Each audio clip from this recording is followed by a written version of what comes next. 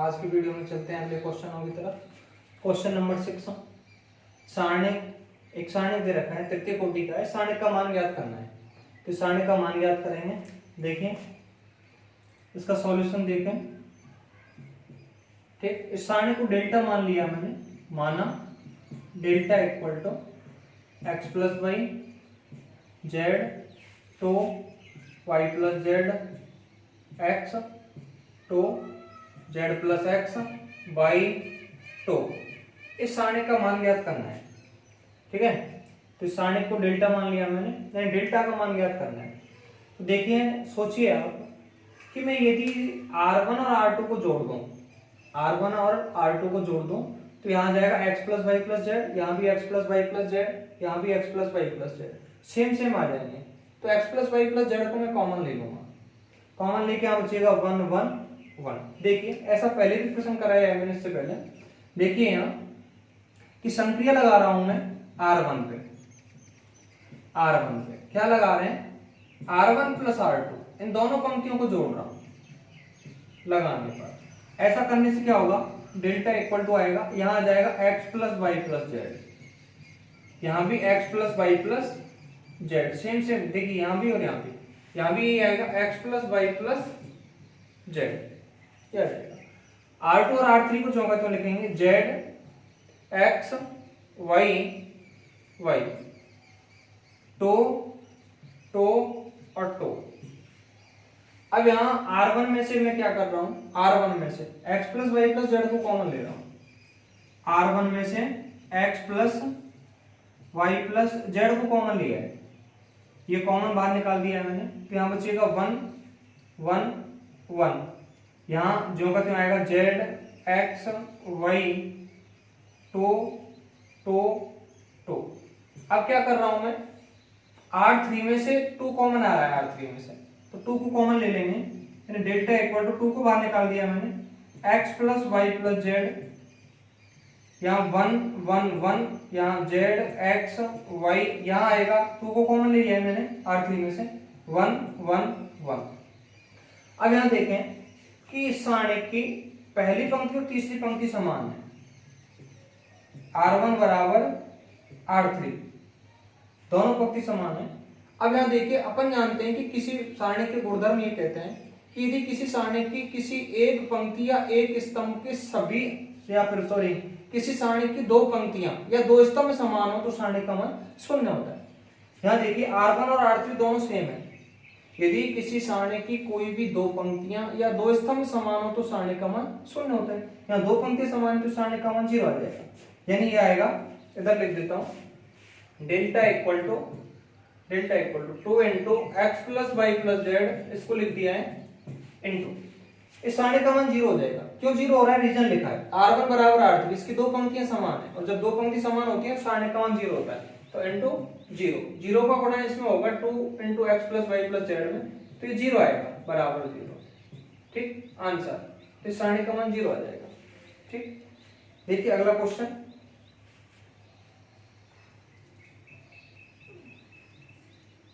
अगला क्वेश्चन देखें।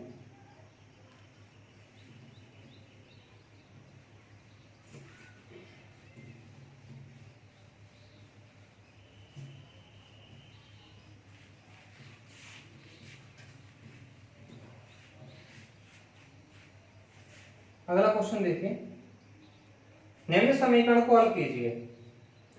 Question number 7, निम्न समीकरण को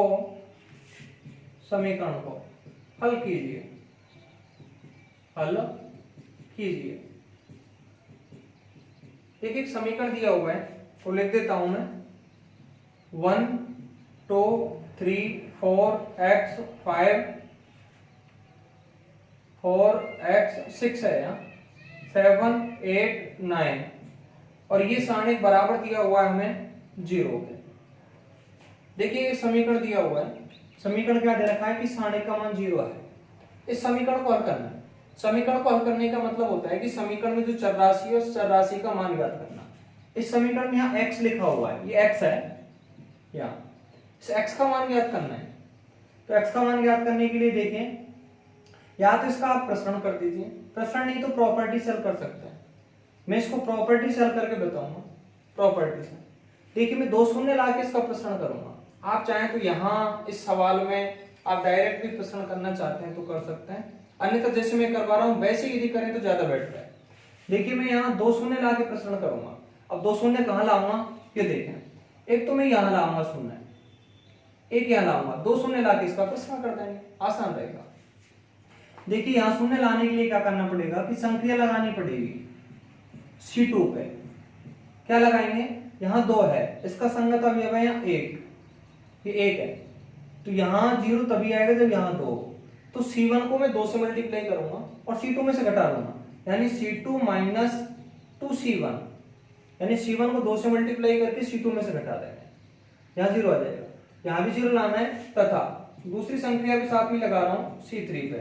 क्या लगा रहा हूँ, C3 माइनस करूंगा 3C1, इसको 3 से मल्टीप्लाई करके घटा देंगे इसमें से, तो यहाँ भी 0 आ जाएगा लगाने पर। ये संक्रिया लगाएंगे लगाने पर, ठीक। तो ये सारणी बराबर आएगा, संक्रिया लगा रहा हूं मैं। तो देखिए C2 पे संक्रिया लगी हुई है, तो C1 को तो जो का तो लिख दिया 1 4 7, यहां संक्रिया लगाएंगे तो 0 हो जाएगा, क्योंकि इसको 2 से मल्टीप्लाई करेंगे पहले, यानी 2 से मल्टीप्लाई करो C1 को 2 से मल्टीप्लाई करके C2 में से घटा दो, तो 2 इंटू 1 2 आएगा, यहाँ 2 माइनस 2 0 हो जाएगा, यहाँ आएगा 8, यानी ये आएगा x माइनस 8, यहाँ आएगा 7 2 14 हो जाएंगे, 8 माइनस 14 तो माइनस का 6 आएगा, माइनस का 6, इसको घटा दिया। अब यहाँ C3 पे भी संख्या लगी हुई है, क्या लगी हुई है कि C1 को 3 से मल्टीप्लाई करना है, 3 से, और 3 से मल्टीप्लाई करके C3 में से घटाना है, 3 इंटू 3 आएगा, 3 माइनस 3 यहाँ 0 आ जाएगा, यहाँ हो जाएगा 4 3 12, 6 माइनस 12 यानी माइनस का 6, यहाँ हो जाएगा 7 3 21, 7 3 21, 9 माइनस 21 यानी माइनस 12, और ये बराबर दिया हुआ है कितने के, 0, ठीक है। तो ये संख्या लगा दी, और ये संख्या लगाने से सारणी के मान पर कोई इफेक्ट नहीं पड़ता है, पहले भी इसका मान 0 था, अभी भी इसका मान 0 दिया था, तो ये इस तरीके से आ जाएगा। अब क्या कर रहा हूं मैं, R1 के अंदर प्रश्न कर रहा हूं। देखिए ये चीज मैंने आपको पहले भी बता चुके हैं, बता दिया है कि आप पहले इस सारणी का मान डायरेक्ट प्रश्न करना चाहते हैं R1 R2 के अंदर, तो वैसे भी अपने सवालों को कर सकते हैं, बट बेटर तरीका यह है कि सारणी का कोई भी क्वेश्चन यदि है तो उसको आप प्रॉपर्टी से हल करें तो ज्यादा बेटर है। मैंने यहाँ सवाल को प्रॉपर्टी से हल करके बताया, यानी संक्रिया लगा के बताया, ठीक। R1 के अंदिश प्रसरण करने पर अब प्रसरण कर देंगे 2 शून्य आगे, तो इसको कांस्टेंट रखेंगे, इसका एक को कांस्टेंट रखेंगे, ये वाली पंक्ति स्तंभ छोड़ेंगे, सारणी बचेगा अपने पास x minus 8 minus 6 minus 6 minus 12 बराबर 0। कैलकुलेट करेंगे, एक का गुणा इसमें कर देंगे तो ये मान आएगा, यहाँ माइनस 12 का गुणा होगा x माइनस 8 से, फिर माइनस का चिन्ह लगाएंगे, माइनस 6 का गुणा माइनस 6 से बराबर 0। दिस इंप्लाइज, इसका गुणा कर लेते हैं इसमें अंदर, माइनस के 12x माइनस के 12x, ठीक है, ये हो जाएगा माइनस 12x हो जाएगा, 12 के 96 हो जाएंगे, प्लस के 96, माइनस से माइनस ये प्लस हो जाएगा, माइनस के आएंगे 36 बराबर 0। दिस इंप्लाइज ये आएगा माइनस के 12x प्लस 96 में से 36 घटाएंगे, 96 में से 36 घटा देंगे तो ये आ जाएंगे 60 बराबर 0। दिस इंप्लाइज 12x को उधर ले गए, प्लस का हो जाएगा, यानी 12x बराबर आ जाएगा 60 के। दिस इंप्लाइज x बराबर आ जाएगा यहाँ, दिस इंप्लाइज 60/12, यानी दिस इंप्लाइज x बराबर आ जाएगा यहाँ, सॉरी 60/12, तो ये हो जाएगा x बराबर 5। तो इस समीकरण से x का मान इस तरीके से निकाल सकते हैं, जहाँ x का मान कितना प्राप्त होगा हमें 5, ठीक है। अगला क्वेश्चन देखें, क्वेश्चन नंबर 8।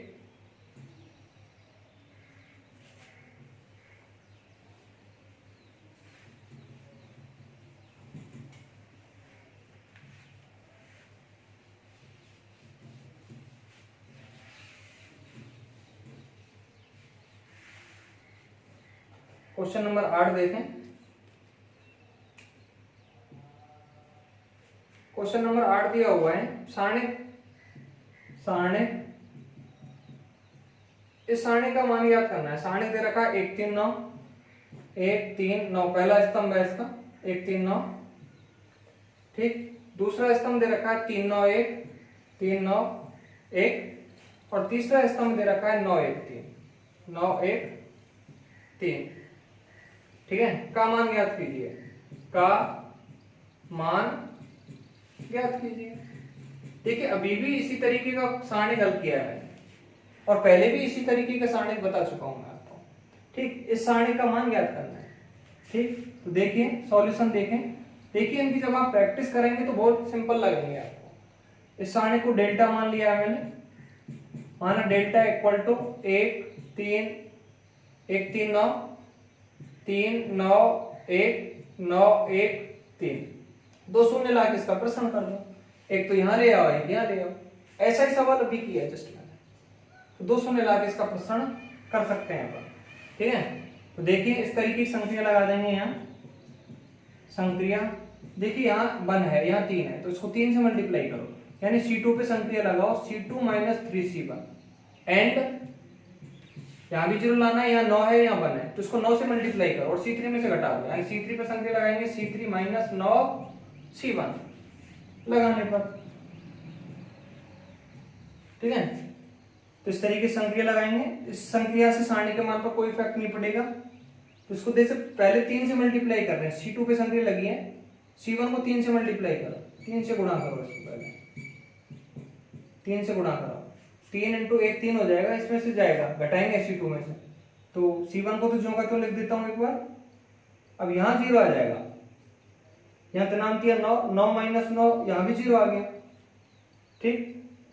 यहाँ आ जाएगा 3 इंटू 9 3 27 और 1 में से घटाएंगे तो माइनस का 26, ठीक है। 3 से मल्टीप्लाई करके C2 में से घटा दिया है, ठीक। अब यहाँ देखिए कि इस C2 स्तंभ में 2 शून्य आ गए, तो ये संक्रिया लगाना जरूरी नहीं है, क्योंकि हमें 2 शून्य चाहिए और 2 शून्य ऐसी संक्रिया से आ गए एक से, तो ये संक्रिया लगाना आवश्यक नहीं है। लगाना चाहें तो लगा सकते हैं, इससे कोई इफेक्ट भी नहीं पड़ेगा। ऐसा भी नहीं है कि आप ये संक्रिया लगा देंगे तो सवाल गलत हो जाएगा, नहीं होगा। लगाना चाहें तो लगा सकते हैं, ठीक। तो लगाना जरूरी नहीं है, क्योंकि 2 शून्य आ गए, फालतू में ही काम करना पड़ेगा। तो ये संक्रिया मैं हटा ही रहा हूं, केवल एक संक्रिया से ही अपना काम हो गया, क्योंकि हमें 2 शून्य लेके आने थे लगाने पर, इसी से आ गए, ठीक। बाकी को ज्यों का त्यों लिख रहा हूं मैं, C3 को ज्यों का त्यों लिख रहा हूं क्योंकि C2 पे संक्रिया लगाई है, तो इसको ज्यों का त्यों लिख देंगे 9 1 और 3। अब क्या करेंगे अपन कि C2 के हम निष्प्रसरण करेंगे, और ये बात मैं बार बार बता चुका हूं कि जिस पंक्ति या जिस स्तंभ में सबसे ज्यादा शून्य हो तो उसी के सापेक्ष आपको प्रसरण करना है। तो C2 के हम निष्प्रसरण करेंगे, यहां लिखेंगे C2 के अनुदिश प्रसरण करने पर डेल्टा इक्वल टू आएगा, C2 के अवयव को कांस्टेंट रखेंगे, इस 0 को कांस्टेंट रखेंगे, सारा ही 0 हो जाएगा क्योंकि सारणी वगैरह छोड़ेंगे 0 हो जाएगा। इस 0 को कांस्टेंट रखेंगे, जो पंक्ति स्तंभ छोड़ेंगे 0 गुणा सारणी से होगा 0 हो जाएगा, इसको कांस्टेंट रखेंगे। अब इसका चिन्ह देखना है, पहले तो ये देखो कि चिन्ह इसका प्लस मिलेंगे कि माइनस में, माइनस 26 का। तो यहाँ ध्यान दें आप कि ये जो अवयव है वो तीसरी पंक्ति का और दूसरे स्तंभ का है, तीसरी पंक्ति और दूसरे स्तंभ का A32 अवयव है ये, तीसरी पंक्ति दूसरे स्तंभ का, तीसरी पंक्ति में है दूसरे स्तंभ में A32 अवयव है। जहां I प्लस से 5 होता है, 3 प्लस 2 बराबर 5, विषम है, विषम है तो इसका चिन्ह माइनस में लेना है। तो यहां देखिए माइनस साइन ले रहा हूं, माइनस 26 को कांस्टेंट रखेंगे, जहां माइनस 26 का चिन्ह लिया मैंने माइनस में, ये वाली पंक्ति छोड़ देंगे और ये वाला स्तंभ छोड़ देंगे, सारणी बचेगा शेष अपने पास। ये वाली तो पंक्ति छोड़ेंगे माइनस 26 वाली, ये वाले स्तंभ छोड़ देंगे, तो 1 3 9 1 ये बचेगा अपने पास। क्या देखिए ये आएगा डेल्टा इक्वल टू माइनस से माइनस से प्लस हो जाएगा 26, इसको कैलकुलेट कर लेंगे तो 1 माइनस 27 1 माइनस 27, ठीक है, 1 माइनस का चिन्ह लगाएंगे माइनस 27, तो डेल्टा बराबर आएगा अपने पास, डेल्टा इक्वल टू यहाँ तो 26 है, यह आया -26, इसको गुणा कर लेंगे तो माइनस में आएगा, -26 का वर्ग कर लो, 26 इंटू 26 कर लो, ठीक है, 26 इंटू 26 आ जाएगा, 6 का वर्ग कितना होता है 36, 3 6 दूनी 12, 12 दूनी 24, 24 और 3 27, 27 और यहाँ 4, 2 का वर्ग होता है 4 और 2 6, 26 का वर्ग हो गया 676, ठीक है, गुणा कर लिया है 26 का गुणा -26 से, तो इसका उत्तर आ जाएगा -676, ठीक है। अगला क्वेश्चन देखें,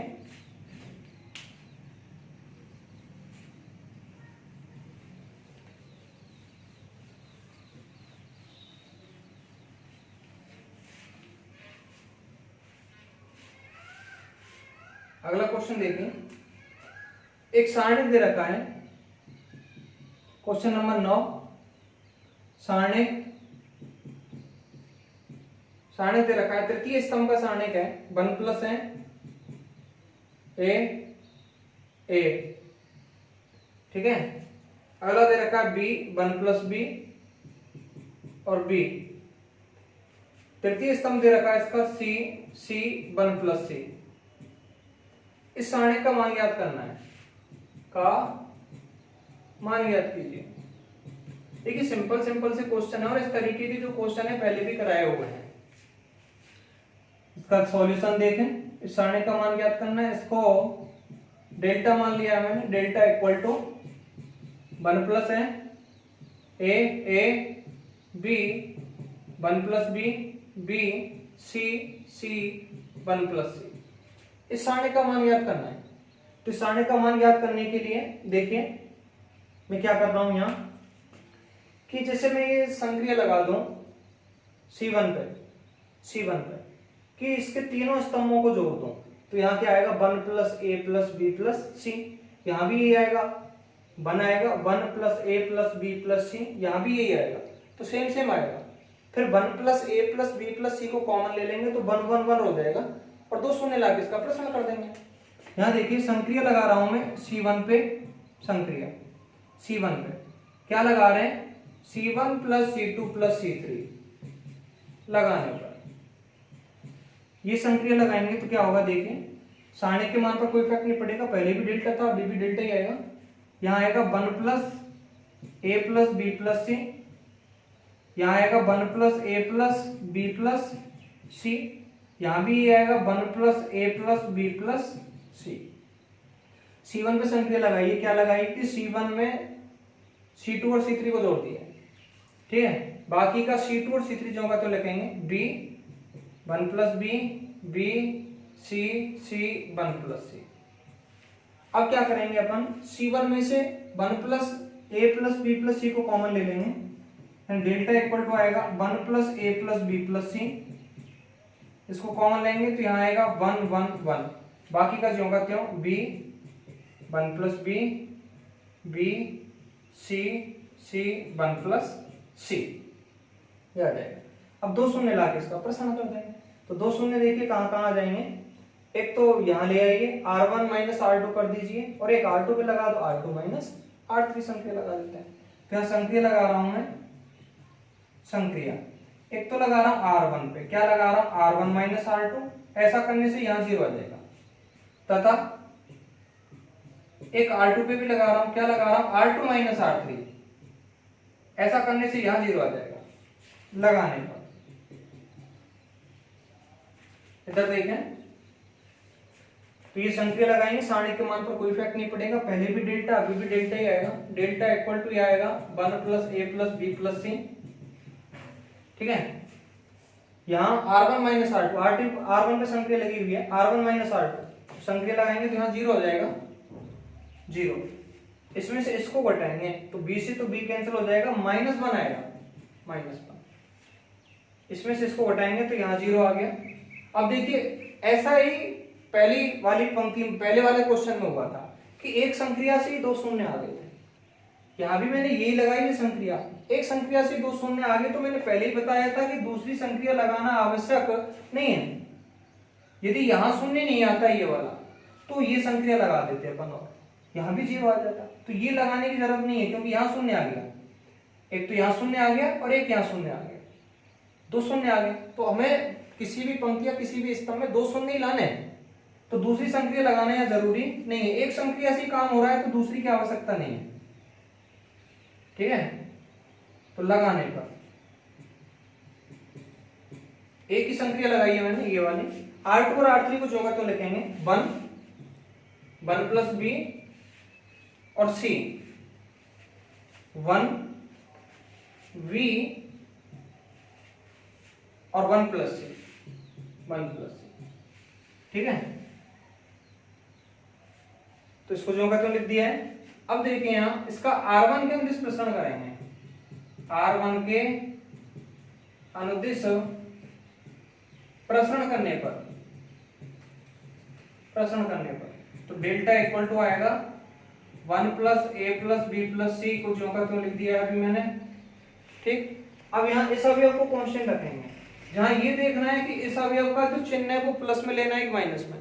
तो ये पहली पंक्ति और दूसरे स्तंभ का अवयव है, पहली पंक्ति और दूसरे स्तंभ का अवयव, यानी ये अवयव है A12, जहां i प्लस j विषम है, i प्लस j 3 होता है, विषम है, विषम के लिए माइनस चिन्ह लेना है। तो देखिए मैं माइनस चिन्ह लूंगा, मैं इसका -1 को कांस्टेंट रखा है, ध्यान रखें गलती मत कर देना यार चिन्ह लेने में। तो -1 को कांस्टेंट माइनस चिन्ह लिया है मैंने, क्यों लिया है? क्योंकि ये A12 अवयव है जहां इसका माइनस चिन्ह लेना है।